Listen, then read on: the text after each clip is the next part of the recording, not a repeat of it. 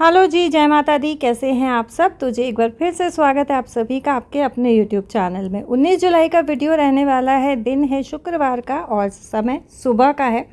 नहा धो के पूजा पाठ मेरी हो गई है और बहुत दिन हो गए हैं आप लोगों को माता रानी के दर्शन कराए हुए, तो मुझे आज लगा कि आप लोगों को भी जोत के और माता रानी के दर्शन करा दिए जाए।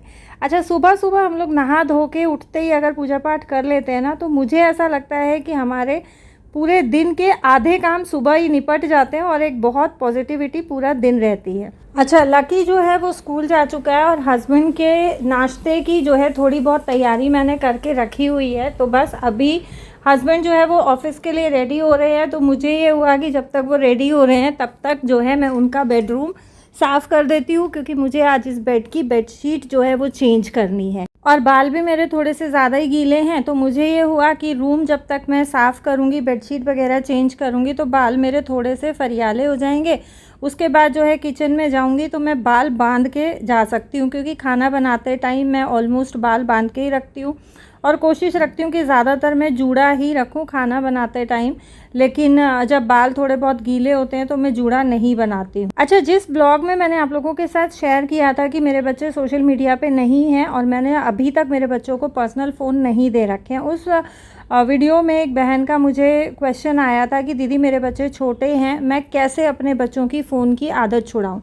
तो जी देखो, ये पता है हम माँओं की गलती होती है। जब बच्चे बहुत छोटे छोटे होते हैं ना, हम लोग कहीं बाहर भी अगर जाते हैं तो आप वहाँ देखो, रेस्टोरेंट वगैरह में चले जाओ किसी के साथ, अगर छोटा बच्चा है ना, सामने फ़ोन चला के रख देते हैं और उसको खाना खिलाते रहते हैं। तो ये आदत हम ही बच्चों में डालते हैं और अगर हमारा बच्चा अभी छोटा है तो हम उस आदत को छुड़ा सकते हैं। अगर आपका बच्चा दिन में आधा घंटा फ़ोन देख रहा है तो उस टाइम को आप 25 मिनट कर दो, फिर 20 मिनट कर दो, फिर 15 मिनट, धीरे धीरे करके आदत छूट जाएगी। और अगर आपका बच्चा 3 से और 6 साल के बीच का है तो फिर आप एकदम से उस आदत को छुड़ा सकते हो। बच्चा रोएगा, 1 दिन रोएगा, 2 दिन रोएगा, 4 दिन रोएगा, उसके बाद जब आप उसके टैंट्रम को एंटरटेन नहीं करोगे, उसके रोने को एंटरटेन नहीं करोगे, उसको कोई रिस्पॉन्स नहीं दोगे, तो बच्चा ऑटोमेटिकली 3-4 दिन देखेगा कि मेरे पेरेंट्स पे कोई फ़र्क नहीं पड़ रहा है मेरे रोने का, वो अपने आप चुप हो जाएगा। तो बच्चों को फ़ोन की आदत डालना सबसे ख़राब चीज़ है। बच्चों की आंखें ख़राब हो जाती हैं और जो आजकल एंड्रॉयड फ़ोन्स या स्मार्टफोन्स चल रहे हैं, इससे बच्चों के सीधा दिमाग पे असर होता है। बच्चों की नसें दिमाग की जो है वो कमज़ोर हो जाती हैं। बच्चों की सोचने समझने की जो शक्ति है वो कम हो जाती है। बहुत सारे साइड इफ़ेक्ट्स हैं बच्चों को फ़ोन देने का, स्पेशली छोटे बच्चों को। तो जी बेडरूम की जो है मैंने बेडशीट वगैरह चेंज कर दी और मैं आ गई नाश्ता बनाने के लिए। तो मैं बनाने वाली हूँ हस्बैंड के लिए वेजिटेबल खिचड़ी, और वेजिटेबल्स में मेरे पास सिर्फ़ और सिर्फ मटर है, क्योंकि गाजर अभी इस टाइम पे अच्छी नहीं आ रही है। आलू मेरे हस्बैंड खाते नहीं हैं और कोई सब्ज़ी जो है मुझे समझ आती नहीं है खिचड़ी में डालने के लिए, तो मैं जो है मटर डाल के ही खिचड़ी बनाती हूँ। यहाँ दाल चावल को मैंने पहले से भिगो के रखा था, जो मैं ऑलरेडी लास्ट वीडियो में आपके साथ शेयर कर चुकी हूँ। तो ये अच्छे से मैंने रगड़ मसल के इसको धो लिया है और मैंने इसको डाल दिया है स्ट्रेनर में, ताकि इसका सारा पानी जो है ड्रेन आउट हो जाए। अच्छा, नलके के पानी में धोती हूँ, इसलिए जो है मैं पानी को अच्छे से ड्रेन आउट करती हूँ, क्योंकि किसी बहन ने पूछा था कि इसमें दोबारा पानी डलना ही है तो पानी इसका ड्रेन आउट करने का क्या फ़ायदा, मतलब बिल्कुल अच्छे से निचोड़ने का क्या फ़ायदा है। तो नलके का पानी होता है, इसीलिए मैं छलनी में डालती हूँ। और मटर जो है मैं यूज़ कर रही हूँ फ्रोज़न वाली। ये मैंने विंटर्स में जो है मटर छील के और कम से कम 7 से 8 किलो मटर मैंने स्टोर की थी, जिसमें से सिर्फ यही मटर बची हुई हैं। और ये जो है मैंने जो सब्ज़ी वाली पॉलीथीन है इसमें डाल दी थी, क्योंकि मेरे ज़िप लॉक बैग उस टाइम पे ख़त्म हो गए थे। और मैं किस तरीके से किस चीज़ में मटर स्टोर करके रखती हूँ, कौन से ज़िप लॉक बैग मैं यूज़ करती हूँ, वो भी मैं आपके साथ इस वीडियो में शेयर करूँगी। तो मैं सिर्फ 1 मुट्ठी मटर ले रही हूँ, क्योंकि सिर्फ हस्बैंड के लिए जो है मुझे खिचड़ी बनानी है। और ये इस तरीके से स्टोर करके रखी हुई मटर ना पूरी गर्मी आपके बहुत काम आती है, क्योंकि अभी इस टाइम पे फ़िलहाल मटर जो है वो 180-200 रुपये किलो है। और मैं जब 2-3 दिन पहले मटर लेके आई थी ना, तो जिन भैया से मैं लेके आती हूँ उन्होंने मुझे बोला कि 200 रुपये किलो है, आप 180 दे देना। तो मैंने 1 किलो मटर तुला ली। अब गल्ले पे कोई और बैठा था तोलने के लिए, उसने मुझे बोला 240 रुपये किलो है। मैंने कहा है, फिर मैंने बात की तो बोले नहीं 180 इनको दे दो। और ये इस तरीके के ज़िप लॉक बैग्स जो है मैं इकट्ठे करके रखती हूँ। जो नमक मैं यूज़ करती हूँ टाटा सॉल्ट का पिंक सॉल्ट, इसमें ज़िप लॉक आता है। बच्चों के चॉकलेट्स के जो पैकेट्स होते हैं उनमें ज़िप लॉक रहता है। और हमारे किचन के और भी बहुत सारे आइटम्स ऐसे हैं जो इस तरीके के ज़िप लॉक पाउचेज़ में आते हैं। तो मैं क्या करती हूँ, जैसे ही सामान खाली होता है तो मैं धो के सुखा के उनको संभाल के रखती हूँ, क्योंकि बहुत सारी चीज़ें ऐसी होती हैं जिनको स्टोर करने के लिए हमें इस तरीके के ज़िप लॉक पाउचेज़ की ज़रूरत होती है। और मेरा मानना ये है कि जब जो चीज़ हमें फ्री में मिल रही है उसके लिए अननेसेसरी पैसा वेस्ट करके क्या फ़ायदा, क्योंकि देखो घर हमें ही चलाना है। अगर हम कहते हैं ना बूंद बूंद से घड़ा भरता है, तो इस तरीके से अगर हम दो पैसा बचा के चलेंगे तो ये बचत हमारे ही घर में होती है।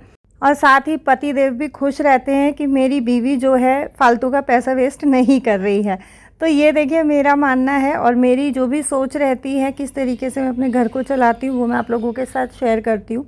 यहाँ मैंने थोड़ा सा दाल चावल बचा के रखा था चीला बनाने के लिए, बट बाद में हस्बैंड बोले कि नहीं एक टिफ़िन में ऑफ़िस के लिए भी पैक कर देना, तो मैंने वो बचा हुआ दाल चावल भी खिचड़ी में डाल दिया।